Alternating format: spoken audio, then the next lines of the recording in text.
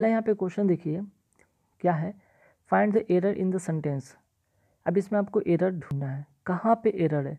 देखिए पहला में it is high time that you go home. अब इस पार्ट इसके यहाँ पे किस पार्ट में एरर है, यहाँ पे 4 पार्ट है, 1 2 3 और 4 में मीन्स की नो एरर। ठीक, अब देखिएगा इट इज़ हाई टाइम, ये जो आपको वर्ड जब दिखे, ठीक, इट इज़ हाई टाइम या इट इज़ टाइम, तो याद रखिए इसके साथ या इसके बाद जो भी भर्व आएगा, इसके बाद जो भी भर्व आएगा वो क्या होगा, भर्व का सेकंड रूप होगा। मीन्स कि यहाँ पे गो नहीं होगा, ठीक है, यहाँ पे गो को काटो और यहाँ पे क्या करना होगा, गो के जगह पे आपको वेंट करना होगा। ठीक, मीन्स कि it is high time that you went home. Okay, it is high time के साथ या इट इज़ टाइम के साथ भर्व का सेकेंड फॉर्म आता है, इस बात को आप नोट करके रखिएगा। ठीक, चलिए अब आते हैं नेक्स्ट क्वेश्चन पे। फर्स्ट क्वेश्चन हो गया, सेकंड क्वेश्चन में आते हैं। Profit is divided between the 5 share holders of the company. अब यहाँ पे आपको देखिए कि यहाँ पे बिटवीन का यूज़ किया गया है और यहाँ पे बात की गई 5 शेयर होल्डर्स का, तो याद रखिएगा 2 के लिए हम क्या यूज़ करते हैं, बिटवीन। ठीक, 2 के लिए हम बिटवीन यूज़ करते हैं। ओके, लेकिन मोर देन 2, ठीक है, मोर देन 2 के लिए हम क्या यूज़ करते हैं, एमंग का यूज़ करते हैं, एमंग का है। ठीक, तो यहाँ पे बिटवीन नहीं होगा बल्कि क्या होगा, एमंग होगा। ठीक, चलिए बात है नेक्स्ट क्वेश्चन पे।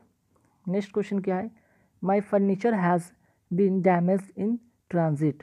तो चलिए माई फर्नीचर है, तो फर्नीचर अपने आप में एक सिंगुलर है। ठीक है, ये सिंगुलर होता है, कुछ वर्ड ऐसे होते हैं जो हमेशा सिंगुलर की तरह ट्रीट होते हैं। तो यहाँ पे जो फर्नीचर है आपका सिंगुलर, तो सिंगुलर के लिए हैज़ यहाँ पे बिल्कुल सही है। ठीक, नो डाउट। और यहाँ पे जो है आपको पैसिव फॉर्म में यहाँ पे बनाया गया है, हैज़ बीन डैमेज तक तो सही है, और इन ट्रांजिट तो बिल्कुल सही यहाँ पे कि जो मेरा फर्नीचर था वो गति में मीन्स कि कहीं ले जाया जा रहा था जिसकी वजह से वो डैमेज हो गया। तो आपका इस यहाँ पे सही है, मीन्स कि नो एरर। ठीक, कोई भी एरर इसमें नहीं है। अब आइए नेक्स्ट क्वेश्चन पे। She invited all daughter in laws to grand party last week. अब यहाँ पे किस पार्ट में गलत है, तो यहाँ पे एक वर्ड आपको दिखेगा डॉटर इन लॉज। तो कभी भी ये जो है ना, इस पार्ट में हम एस नहीं लगाते। अगर आपको इसका प्लूरल बनाना है, अगर इसको प्लूरल बनाना है आपको इस पार्ट में एस लगाना होगा। ठीक, आपको जो यहाँ पे देख रहे हैं ये डॉटर्स है या फादर्स है, fathers in law, daughters in law या सिस्टर्स, तो उसमें आपको ये वाले पार्ट में एस लगाना होगा। तो गलती कहाँ पे, डॉटर इन लॉज नहीं होगा बल्कि डॉटर्स। ठीक, डॉटर्स इन लॉ होगा। ठीक, तो देखिए पहला में एक नियम आपको दिखा, दूसरा में सेकंड रूल्स आपने सीखे कि यहाँ पे बिटवीन की जगह एमंग होगा, फर्स्ट में आपको वेंट का यूज़ होगा, मीन सेकंड पार्ट का यूज़ होगा। फोर्थ में आपने सीखा कि डॉटर्स होता है, डॉटर इन लॉज नहीं होता है। ठीक, अब आइए नेक्स्ट क्वेश्चन में क्या है। नेक्स्ट जो क्वेश्चन है कि every boy have to submit the assignment by the evening. अब एवरी से कोई सेंटेंस स्टार्ट हो तो उसके साथ कैसा भर्व होता है यूज़, सिंगुलर भर्व का यूज़ होता है। ठीक, तो सिंगुलर के लिए यहाँ पे हैज़ नहीं, हैव नहीं को बल्कि हैज़ का यूज करेंगे। ठीक, चलिए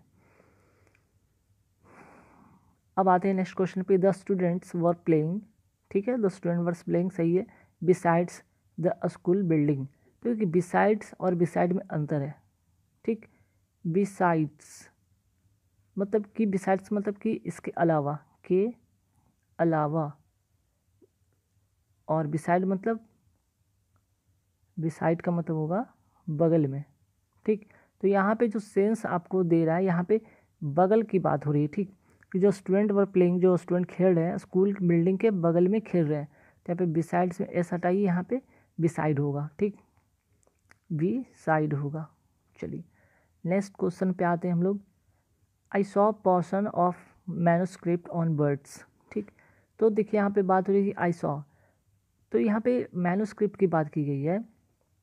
तो यहाँ पे मैन्युस्क्रिप्ट जो हस्तलिपि है, तो मैंने देखा, तो यहाँ पे पोर्शन के पहले ए लगाना होगा क्योंकि ये काउंटेबल है। ठीक, यहाँ पे काउंट करने की बात की गई, तो काउंटेबल की बात की गई, तो यहाँ पे I saw a portion of the manuscript on words. ठीक, तो यहाँ पे आर्टिकल बेस यहाँ पे एरर है, तो आपको सॉ के पहले, सॉ मीन्स सॉ के बाद या पोर्शन के पहले आपको ए लगाना होगा। I saw a portion of manuscript, ठीक। जैसे अ पीस ऑफ ब्रेड, ठीक है। इस तरह से जब हम लिखते हैं तो हमेशा ए का यूज़ करते हैं। ओके, चलिए अब आते हैं नेक्स्ट क्वेश्चन कि the art exhibition is a big hit and they made a lot of profit. अब यहाँ पे किस पार्ट में एरर है?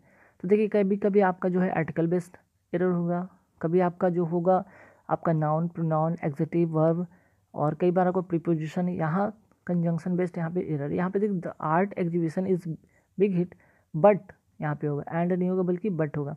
सेंटेंस कहने का मतलब है कि आर्ट एग्जीबिशन जो हुआ, the art exhibition is big hit, एक बिग हिट था, लेकिन they made a lot of profit, ठीक। यहाँ पे जो होगा, ठीक है, तो the art exhibition is a big hit and they made, sorry यहाँ पे ये सही है, ठीक है। यहाँ पे कंजंक्शन से यहाँ पे ध्यान दीजिएगा, यहाँ पे इस पार्ट में गलत नहीं, यहाँ पे मेड आपने देखा, ठीक। The art exhibition is a big hit and they made a lot of profit, तो ये V2 है। अगर ये पार्ट में V2 है तो यहाँ पे भी आपको क्या करना होगा, इज़ नहीं होगा बल्कि यहाँ पे आपको वाज करना होगा, ठीक। तो the art exhibition was a big hit and they made a lot of profit. Exhibition हुआ था और बहुत अच्छा एग्जीबिशन हुआ था, और उससे क्या हुआ, बहुत सारे प्रॉफिट हुए।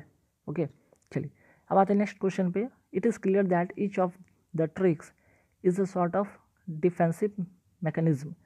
चलो सही, ठीक है कि इट इज़ क्लियर सही है, यहाँ पे that each of the tricks is भी सही है कि ईच के साथ इज़ होता है, a sort of defensive mechanism तो सही है, नो एरर, इस पार्ट में कोई भी गलती नहीं है।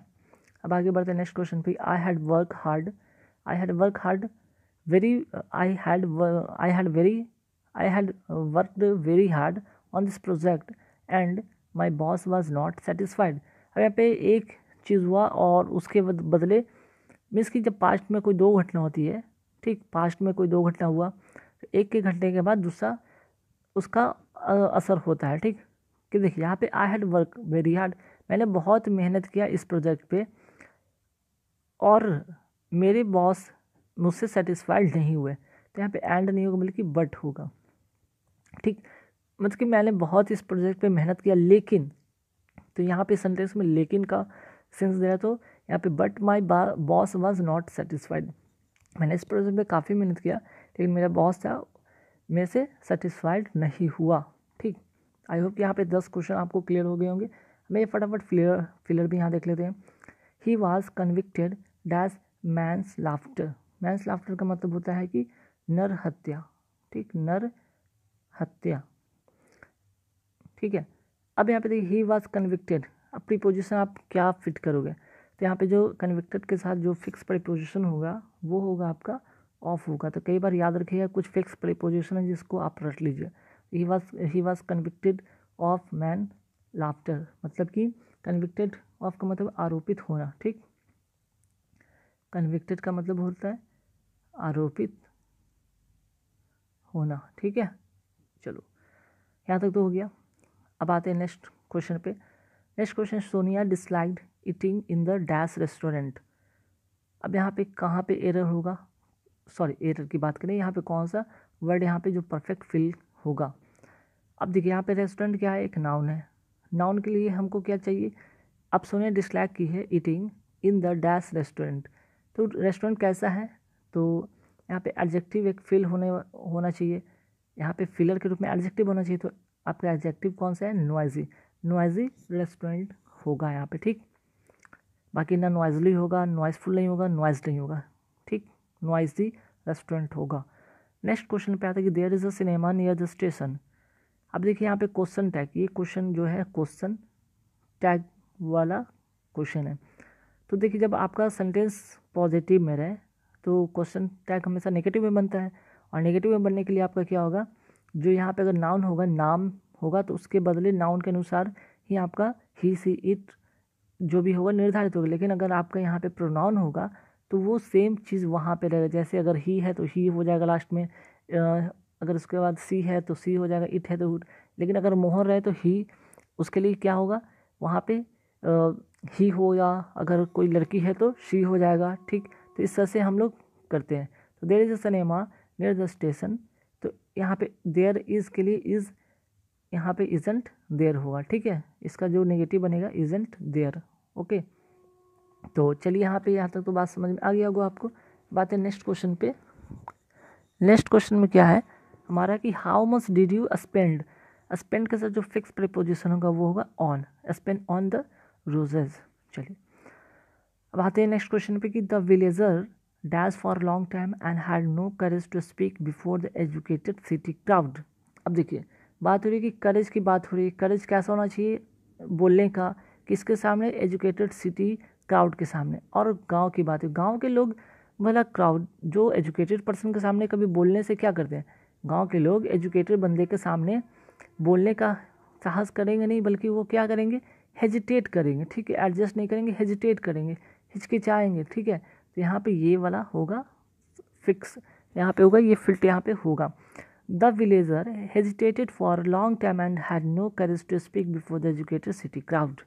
तो विलेजर जो होते हैं, गाँववासी जो होते हैं, ग्रामवासी, हमेशा हेजिटेट होते हैं, ठीक। गेज्ड मतलब होता है एक टक से देखना, एक टक से देखना। तो ऐसा तो करेंगे नहीं भाई, ऐसा तो नहीं करेंगे, एक टक से देखना का मतलब तो बनता ही नहीं। स्टूड मतलब खड़ा होना, यहाँ तो खड़ा होने की बात होगी, एडजस्ट की बात तो हो नहीं रही। तो चलिए 15 क्वेश्चन हो गया। अब आते हैं नेक्स्ट क्वेश्चन पे आते हैं। नेक्स्ट क्वेश्चन है कि गैरुलस। सबसे पहले आप जानिए यहाँ पे इस क्वेश्चन में करना क्या है, साइनो बताना है। साइनोनिम्स मीन्स की बेस्ट एक्सप्रेस, सेम मीनिंग बताना है। गैरुलस का मतलब होता है, पहले लिख लीजिएगा बातूनी, बातूनी। अब बातूनी में क्या होगा, तो बातूनी का मतलब होता है बहुत ज़्यादा बोलने वाला, ठीक।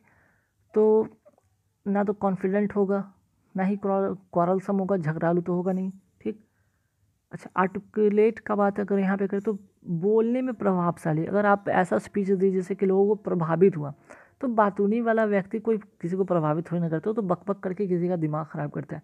तो यहाँ पे जो होगा टॉकेटिव होगा, ठीक। तो कहीं ना बातूनी एक निगेटिव सेंस ही देता है, और टॉकेटिव यहाँ पे यहाँ होगा साइनो, ठीक। अब भैया अल्टरनेट की बात करते हैं। अल्टरनेट मतलब होता है क्या भाई, अल्टरनेट मतलब बदलाव, ठीक है।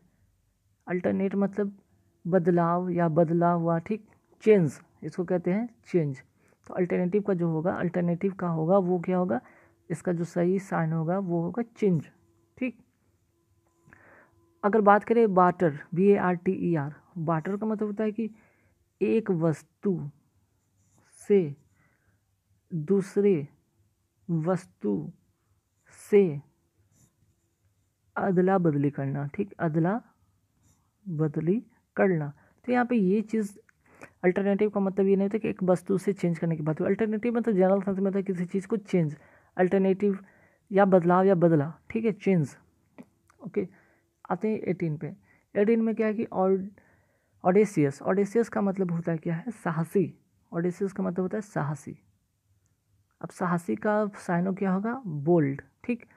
ना तो किंग होगा ना तो कोबार्डली होगा। कोबार्डली का मतलब होता है डरपोक, है ना, डरपोक।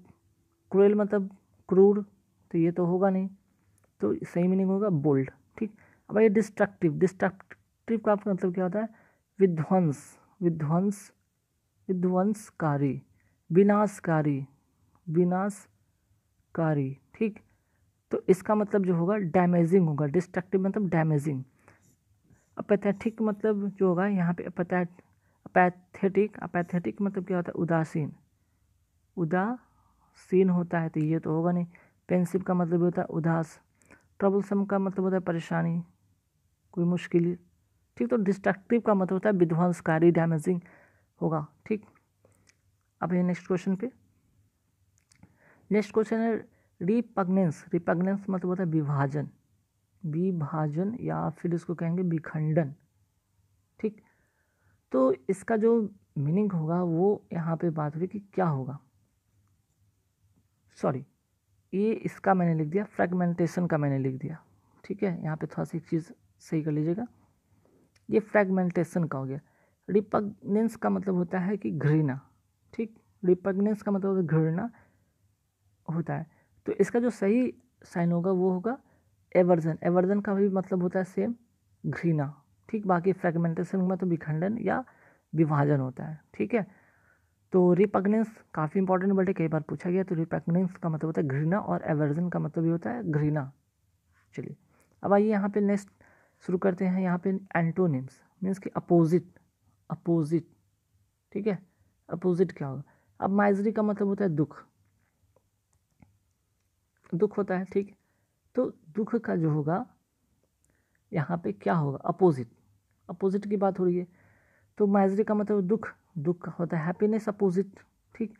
बाकी हार्डशिप का मतलब भी होता है, यहाँ पे जो आंसर होगा वो होगा सी, हार्डशिप का भी मतलब होता है दुख, ठीक। एंग्जाइटी का मतलब होता है चिंतित, चिंतित। एमिटी का मतलब होता है भाईचारा, भाईचारा। तो जो परफेक्ट मीनिंग होगा इसका अपोजिट हैप्पीनेस।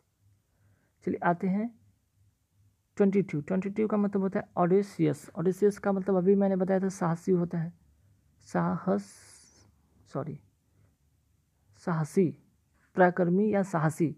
तो साहसी का उल्टा क्या होगा? डरपोक, वो मीनिंग होगा यहाँ पे अपोजिट टिमिड, ठीक।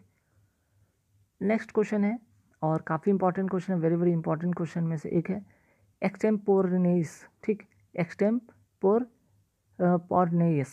ठीक। थोड़ा सा बोलने में, थोड़ा सा उच्चारण में हो सकता है कि मिस्टेक हो जाए, तो ध्यान रखिएगा। तो एक्सटेम्पोरनेस का मतलब होगा यहाँ पे, एक्सटेम्पोरनेस का मतलब तो बिना किसी, बिना किसी पूर्व योजना के, मतलब आपने कोई योजना बनाया बिना किसी पूर्व योजना के, मतलब आप पहले से कोई योजना जो बना रहे पहले से निर्धारित नहीं है, पहले से वो निर्धारित नहीं है, कोई डेफिनेट नहीं है, तो यहाँ पर उसको क्या कहते हैं? एक्सटेम्पोरनेस, ठीक। एक्सटेम्पोरनेस। तो इसका जो अपोजिट होगा तो होगा कि भाई चलो पहले से कोई योजना बनाई नहीं गई, तो अब उसका अपोजिट क्या होगा? प्लान, प्लान मतलब पहले से योजना बनाया जा चुका है, तो एक्सटेम्पोरनेस का अपोजिट जो होगा वो होगा प्लान्ड, ठीक।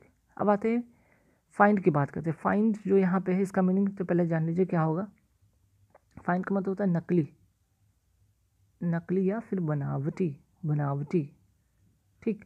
अब इसका अपोजिट जो होगा वो क्या होगा? जेन्यून, ठीक है, जेन्यून होगा।